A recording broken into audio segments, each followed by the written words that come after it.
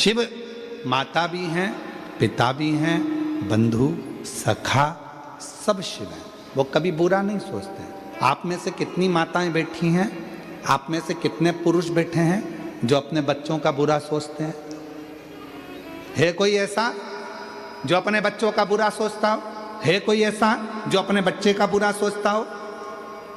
नहीं, सब अच्छा सोचते।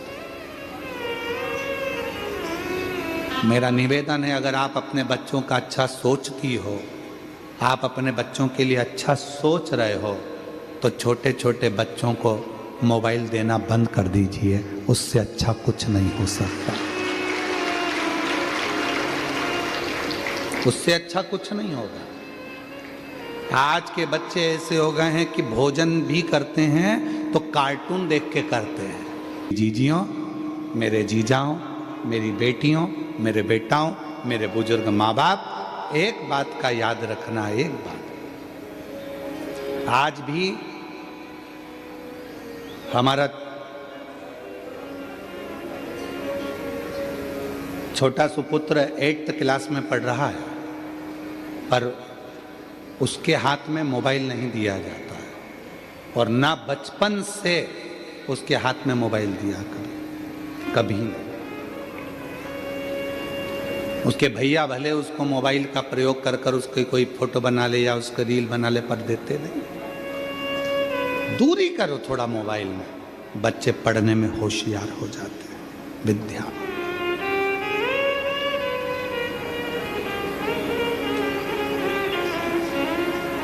पढ़ाओ। बच्चे लोग मोबाइल में इतने भिड़ते चले जाते हैं कि धीरे धीरे धीरे धीरे उनकी सोच, उनकी वृत्ति, उनका मन इधर उधर भटकता है, फिर पढ़ाई में मन नहीं लग पाता। और आप लोगों से भी निवेदन है, साइबर ठगों से थोड़ा सा सावधान रहें।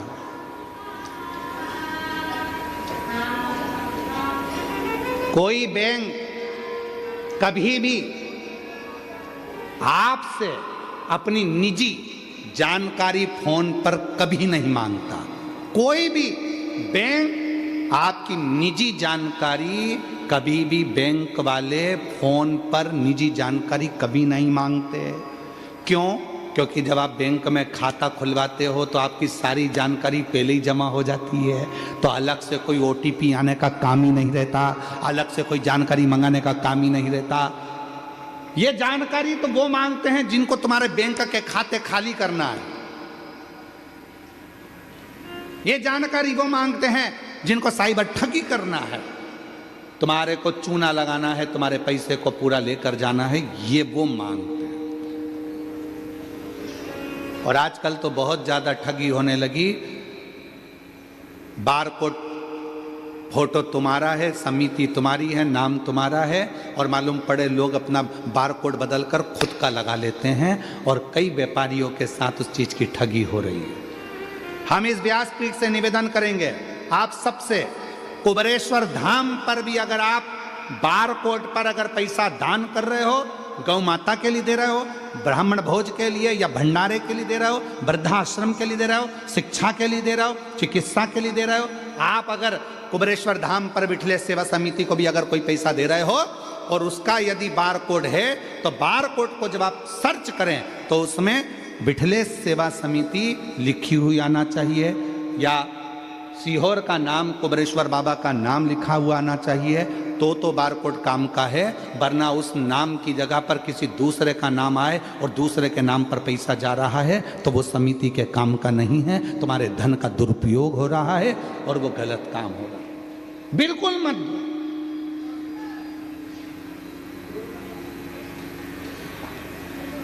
साइबर ठग निगाह लगाकर बैठे हैं कि तुमको कैसे खाली करना, इसलिए सावधान। और आज एक बात और कहना चाहेंगे, बिठले सेवा समिति सीहोर कुबेरेश्वर धाम से कोई रसीद कट्टा, कोई रसीद लेकर कोई तुम्हारे दरवाजे पर कभी भी 1 रुपए का चंदा मांगने के लिए कभी किसी गांव में, शहर में, नगर में, मोहल्ले में, कॉलोनी में कभी भी विठलेश सेवा समिति का कोई व्यक्ति नहीं जाता। यदि विठलेश सेवा समिति के नाम से तुम्हारे पास आकर कोई दान मांगे, चंदा मांगे, पैसा मांगे, तो अपने पास के थाने में जाओ, रिपोर्ट करो और उसको बंद करवा दो। याद रखना, क्योंकि समिति का कोई व्यक्ति कभी दान मांगने नहीं जाता। कभी भी कोई दान मांगने के लिए समिति का व्यक्ति नहीं जाए। कोई रसीद कट्टा लेकर नहीं जाता, कोई पैसे मांगने नहीं जाता, कोई दान पेटी लेकर मांगने नहीं जाता, कभी नहीं जाए। कोई मिले आप उसको बंद कर दो। साइबर ठगों से सावधान हो जाओ। पुलिस प्रशासन भी है, हर जगह पर बैनर लगाइए, साइबर ठगों से सावधान हो जाओ। बैंक के बाहर भी बैनर लगाए, साइबर ठगों से सावधान हो जाओ। सावधान तुमको होना पड़ेगा। कब तक कौन करेगा? आप सतर्क हो, आप सावधान हो। बच्चे लोग मोबाइल चलाते हैं, नवयुवक बच्चों से कोई ओटीपी मांग लेता है, तुम अपना ओटीपी दे देते हो, इतनी देर में तुम्हारा बैंक का पैसा चले जाता है। गरीब व्यक्ति कैसे जोड़ा होगा 2-2 रुपए, और 2 मिनट में वो पैसा चले गया और उसको रोना पड़ जाता है, थाने के चक्कर काटता है, भैया मेरा पैसा। वो भी लगे रहते हैं, ऐसा नहीं कि पुलिस नहीं लगी उनको पकड़ने में, परंतु कैसे? साइबर ठगों से सावधान रहे। सावधानी अपने को। वो लाइन वहां पर अभी हम कल जा रहे थे, रास्ते में तो लिखा था निगाह हटी है। तुमको मालूम है? इतने समझदार होकर फिर भी साइबर ठग हो जाते हैं। इतनी बड़ी बात तुमको याद है, निगाह हटी दुर्घटना घटी, उसके बाद भी अपन मूर्ख बन जाए तो मतलब क्या? कई लोग कह देते हैं हमारे पास में सीहोर का रुद्राक्ष है, हम इतने रुपए में देंगे। सीहोर का रुद्राक्ष फ्री मिलता है। हाथ फैलाओ, बाबा के दरवाजे पर जाकर वहां से रुद्राक्ष लो, विनती करो, ये रुद्राक्ष मैं अपने परिवार के लिए लेकर जा रही हूँ, ये तकलीफ है बाबा, इसको मिटा देना।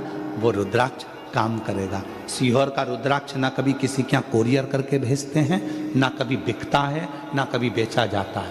लगभग अभी तक कई सालों में 8 से 9 करोड़ रुद्राक्ष बढ़ चुके हैं, वो भी निःशुल्क। प्रतिदिन बढ़ते हैं। सुबह 10 बजे से शाम को 5 बजे तक रुद्राक्ष बढ़ते हैं। लाइन लगती है, हजारों लोग रोज आते हैं। 40-50 हजार भक्त कुबेरेश्वर धाम पर पहुंचते हैं। कोई किसी से रुपया नहीं लिया। और कोई बेचता हुआ मिले कि सीहोर का रुद्राक्ष हम बेच रहे हैं, लोग कहते हैं हमारे पास में रखा है, हम दे देते हैं, पैसे दे दो। ना ना ना, वो फ्री है, निःशुल्क, उसका कोई शुल्क नहीं, कोई शुल्क। हम तो बाबा के भरोसे चलते हैं, बस उस पर आश्रित होकर चलिए। शिव पर जब हम आश्रित होकर चलेंगे तो जीवन का सारा सुख अपने आप प्राप्त कर लेंगे। क्या नहीं देता वो? दुनिया का सारा सुख दे देगा, सारा सुख।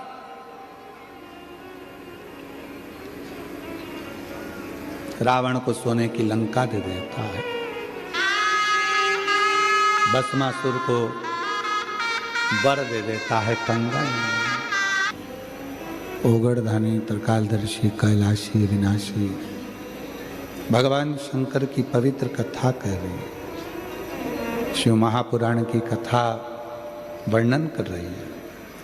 तारकासुर के 3 बेटे तारकाक्ष, विदुम्माली और कमलाक्ष के,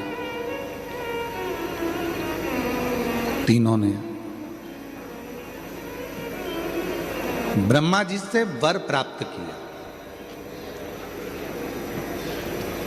हमें ऐसा वर दे दीजिए कि हमारे प्राण ही ना छूटे।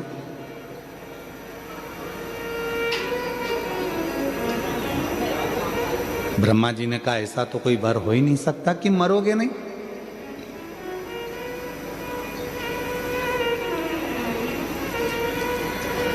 संसार सागर में यदि जन्म लिया है तो मृत्यु भी निश्चित है।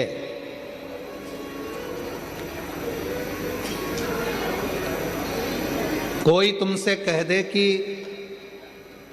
मेरे पास आकर बैठ जाओ, मैं तुम्हें जिंदगी में कभी कोई दुख नहीं आने दूंगा, समझ लेना पक्का बेवकूफ बना रहा है।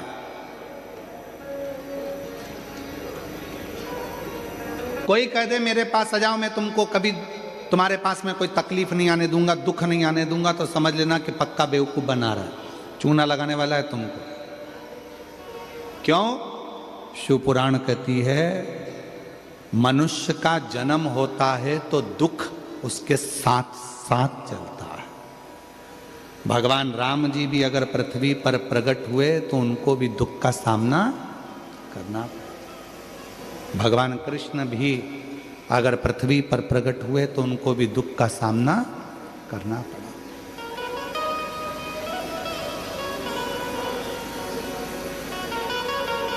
भगवान राम जी को भी दुख का सामना करना पड़ा, भगवान कृष्ण को भी दुख का सामना करना पड़ा।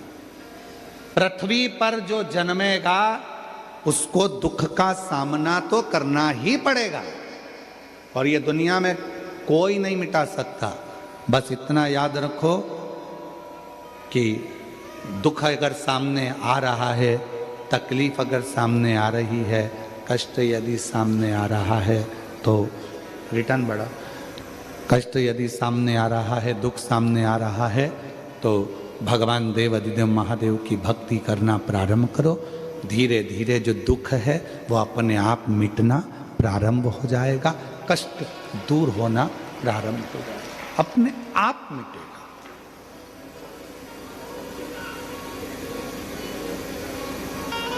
कोई दुख दूसरा नहीं मिटा सकता। सारी समस्या का हल एक लोटा जल। ये दुनिया की सारी समस्या का हल है। यदि आप शिव जी को एक लोटा जल चढ़ा रहे हो, भगवान शंकर को यदि आप एक लोटा जल समर्पित कर रहे हो, तो वो अपने आप आपके दुखों का हनन करना, दुखों का हरण करना प्रारंभ कर। एक पत्र है, अच्छा है, देखिए।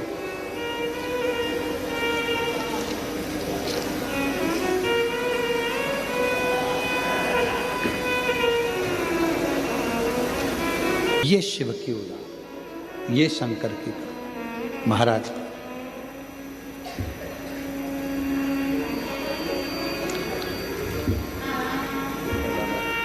पहले नंबर की बेटी एकता मांडवी, स्टाफ नर्स, सरकारी नौकरी। भावना मांडवी, जूनियर इंजीनियर, सरकारी नौकरी। तीसरे नंबर पर नेहा मांडवी, MBBS, कांकेर सरकारी कॉलेज से। हर्षिता मांडवी, MBBS, दुर्ग सरकारी कॉलेज से। ये शिव की कृपा, ये शंकर की कृपा।